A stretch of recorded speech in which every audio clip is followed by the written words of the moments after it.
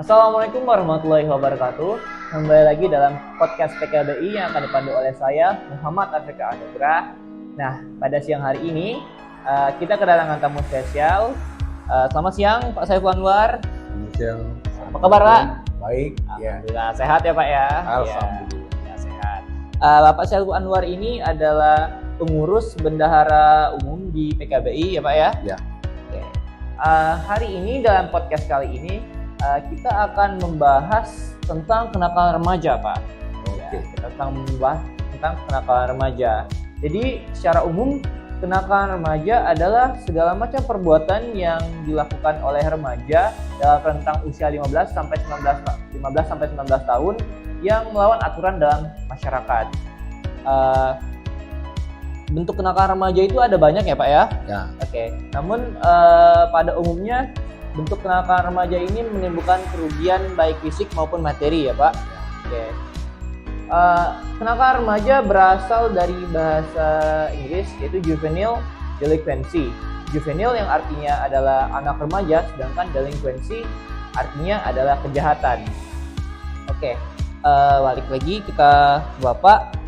Menurut Bapak gimana nih tentang kenakalan remaja yang terjadi di secara umum di masyarakat, Pak? Ya, terima kasih. Ini satu topik yang menarik ya, soal remaja ini. Saya teringat gitu ya, di PKBI itu beberapa tahun yang lalu itu ada namanya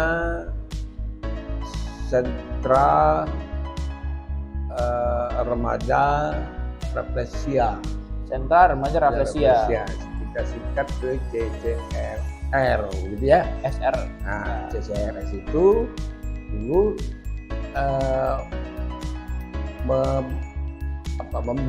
membidani tentang pembinaan remaja.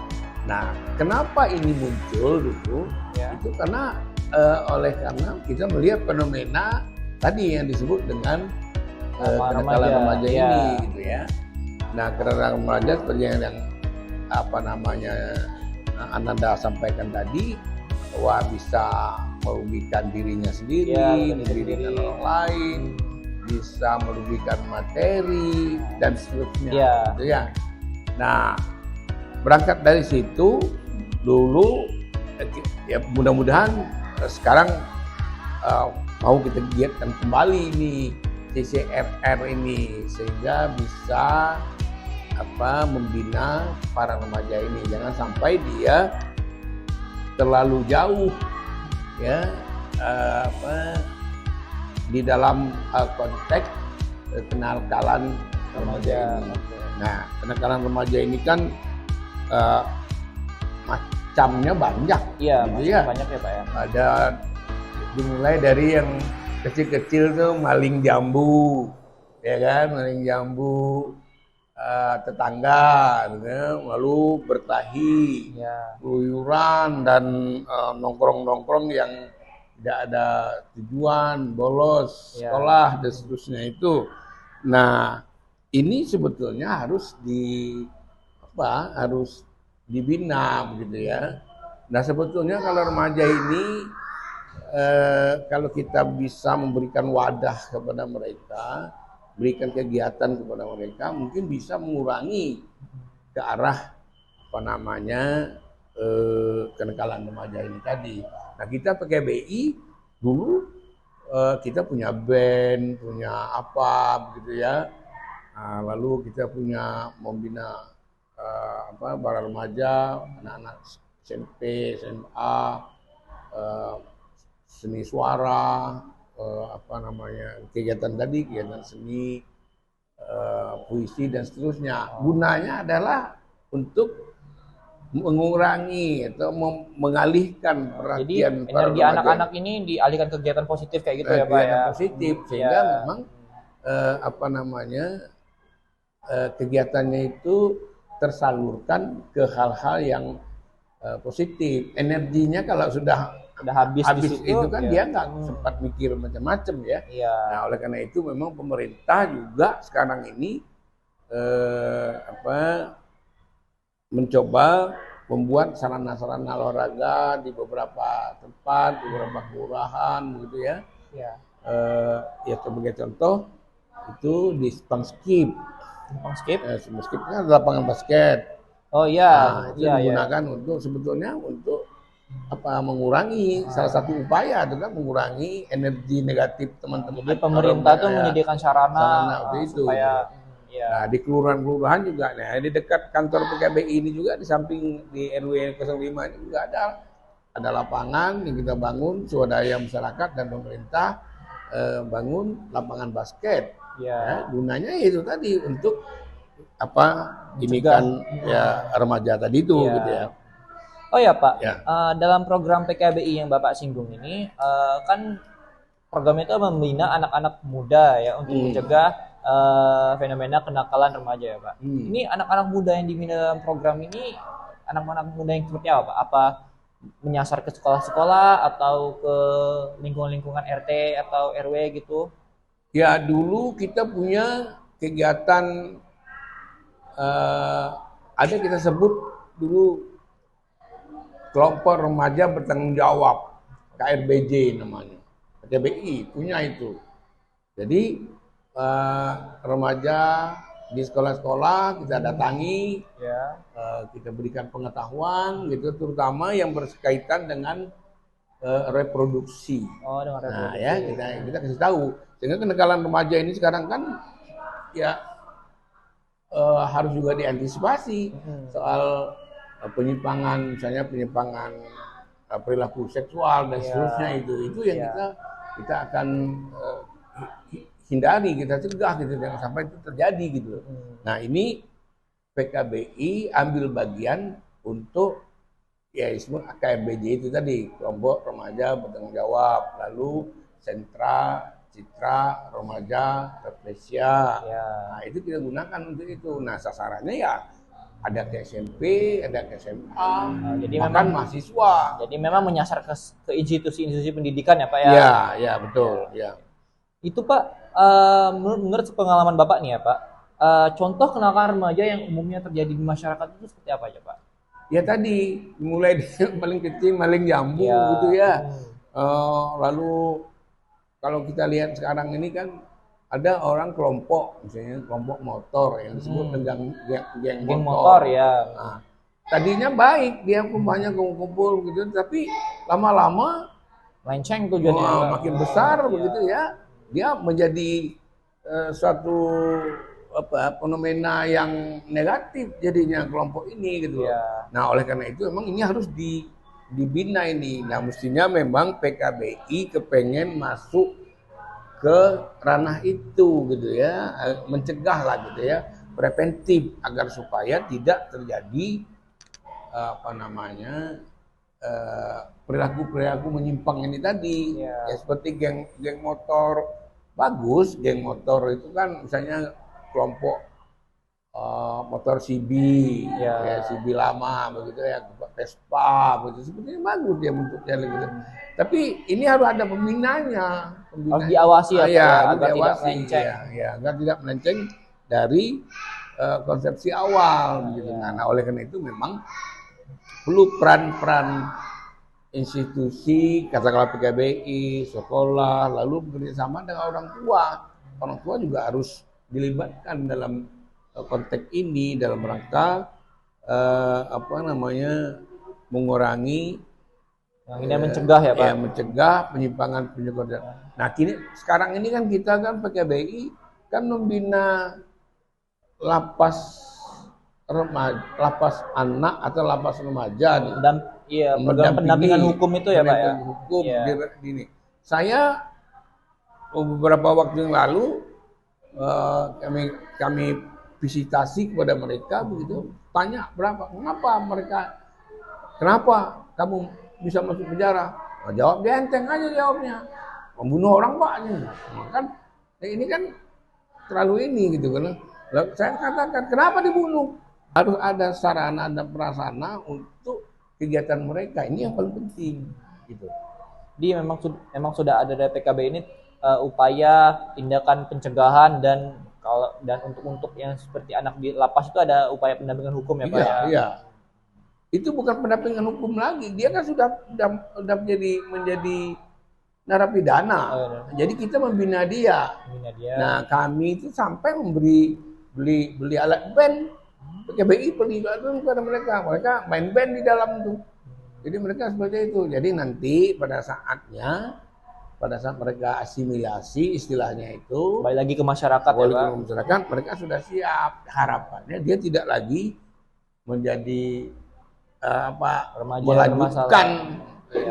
melanjutkan kenakalannya itu. Jadi itu, nah kita bina mereka di dalam, itu yang dilakukan. Berarti memang luar biasa sekali ya effort PKBI dalam membantu anak-anak ini agar bisa diterima kembali dalam masyarakat ya Pak ya. Menurut Bapak nih Pak, penyebab dari anak-anak ini melakukan kenakalan ini apa aja Pak? Penyebab ini kan ada, kalau dibagi secara garis besar kan ada dua ya. Iya. Internal dan eksternal. Nah, internal ini ya mereka bukan kelebihan waktu. Waktu itu sama aja 24 jam setiap orang begitu ya. Tapi ini secara internal itu misalnya kan akibat kurangnya pemahaman terhadap budi pekerti, agama, begitu ya. Itu sebab itu. Yang kedua, yang bersifat eksternal. Ya, lingkungan luarnya dia, lingkungan mereka. Lingkungan pergaulan ya. Pergaulan mereka setelah pulang sekolah. Nah, ini juga akibat dari ketidakpedulian barangkali ya. Barangkali ketidakpedulian orang tuanya terhadap anak-anak ini. Jadi ya harus dipersiapkan gitu ya. Saya punya pengalaman tinggal di Jogja begitu ya. Saya 10 tahun tinggal di Jogja itu. Jogja itu kalau orang mau baik, sarananya lengkap. Kalau orang mau jahat, mau jadi orang jahat, fasilitasnya cukup. Nah, lalu saya katakan bagi teman-teman yang sekarang ini mau ngirim anaknya ke Jogja, saya bilang, anakmu itu sudah siap belum? Sudah dipersiapkan belum? Mentalnya, terutama mental budi pekerti agama. Jadi kalau mau ke Jogja, selesai dulu mengajinya, selesai dulu sholatnya, selesai dulu puasanya. Jadi karakter dasarnya itu memang harus sudah bagus dan kuat. Supaya tidak mudah terpengaruh lingkungan ya Pak. Kalau enggak ya di Jogja itu saya katakan tadi, kalau mau sukses sarannya banyak. Mau jadi orang jahat fasilitasnya banyak. Jadi balik lagi ke kepribadian anak itu masing-masing ya. Ini yang perlu. Tapi ini kan harus dibina, harus digiring, harus dibimbing, harus diarahkan. Lalu pertanyaannya siapa yang mengarahkannya ini? Tentu guru kalau di sekolah. Nah, di rumah orang tua. Kalau mereka berkumpul di PKBI, ya PKBI berkumpul di CCR, di ini PKBI mengambil peran itu dalam rangka pembinaan. Gitu. Gitu Pak. Oke, selanjutnya Pak. Kalau kita sudah melihat kenakalan remaja yang terjadi di sekitar kita, apa yang bisa kita lakukan untuk mengatasi kenakalan remaja yang terjadi gitu? Ya, kalau sudah klimaks itu tadi, ya mau nggak mau dia harus berhadapan dengan aparat hukum, iya kan? Iya. Termasuk makanya ada yang masuk sel itu, masuk penjara lapas anak ya. Lapas anak begitu ya. Itulah sudah klimaks gitu ya. Tapi kalau untuk itu pencegahan itu tadi yang harus saya katakan tadi, bahwa mereka energi mereka ini harus disalurkan ke hal-hal positif. Iya. Ya, dibuat kegiatan. Nah, memang ini yang kadang-kadang saya terus terang aja, dulu lapangan Tugu itu mungkin Ananda masih mungkin nggak pernah merasakan. Lapangan Tugu itu dulu, kampung itu, itu kan ada lapangan voli, ada lapangan basket, ada orang boleh main di situ anytime, Pokoknya orang dari mana-mana boleh main di situ.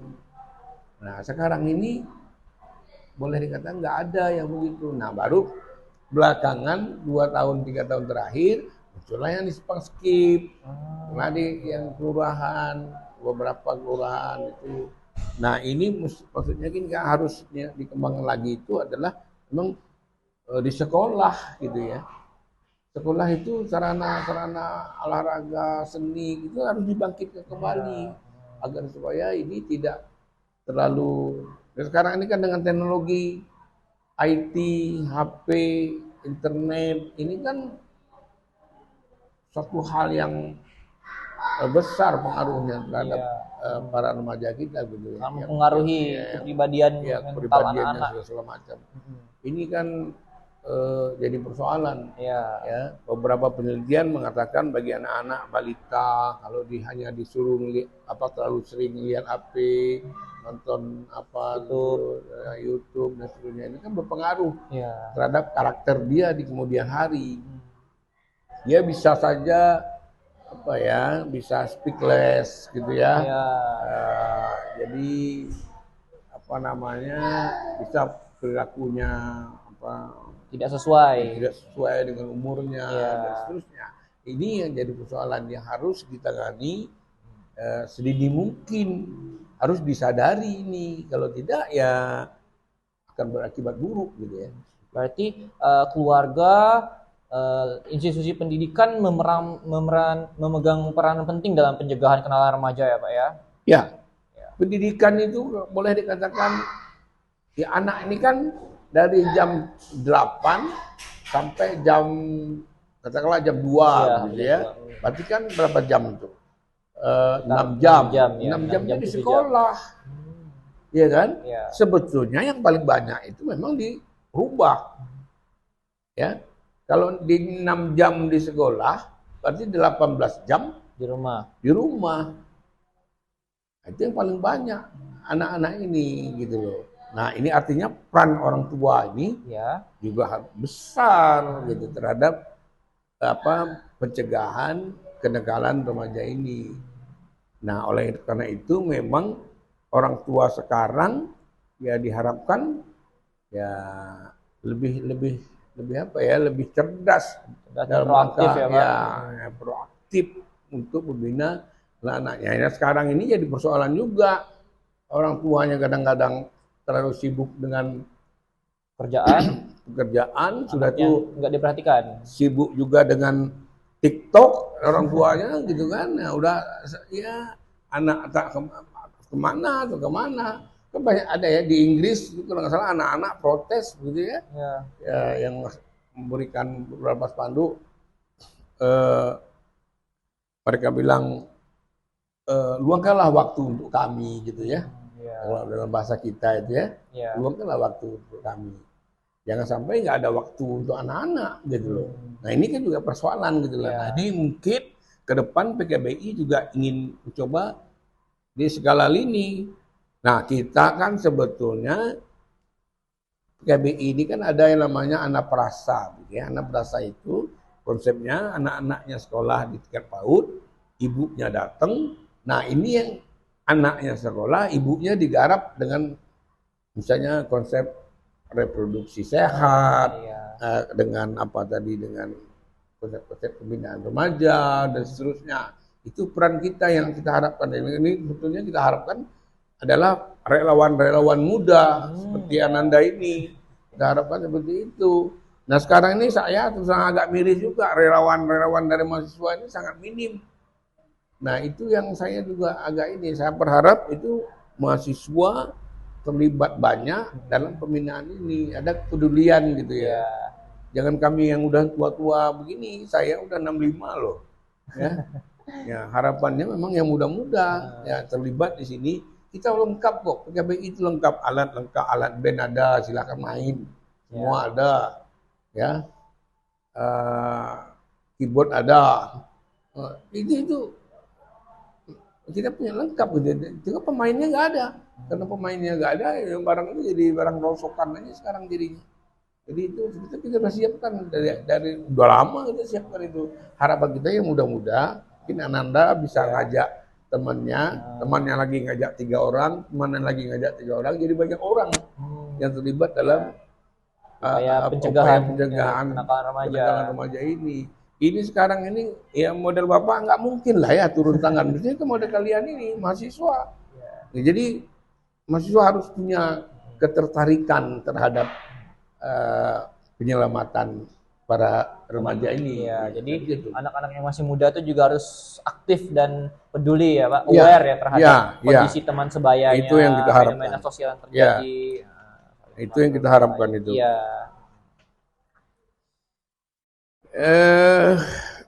Jadi barangkali yang perlu kita indikan juga itu kan jangan sampai anak-anak ini dia krisis identitas. Jangan sampai dia menjadi punya kontrol diri yang lemah. Jangan sampai juga dia kurang perhatian, ya, kurang muncul rasa kasih sayang. Jadi kita harapkan mereka tidak itu. Nah sekarang itu yang harus kita bina. Siapa yang membinanya? Kita semua. Ini sekarang mahasiswa terjunlah dalam rangka membina ini, gitu ya. Saya ingat itu saya kira 40 tahun yang lalu, mungkin 45 tahun yang lalu, mahasiswa ini saya di Jogja itu, saya keluar masuk desa, gitu ya. Saya kebetulan aktivis mahasiswa di HMI. Kami di HMI itu setiap kali Lebaran, haji, kami berburu daging, ya, berburu daging ke masjid-masjid. Lalu kami akan bawa daging itu ke daerah-daerah pinggiran Yogyakarta yang memang kategori miskin. Nah, lalu di situ kami masak-masak, makan bareng, anak-anak kita libatkan, kita beri. Luar biasa sekali. Nah, itu yang kita ini. Kegiatan menunjukkan kepedulian sosial. Kepedulian sosial itu yang kita harapkan, ya. Nah,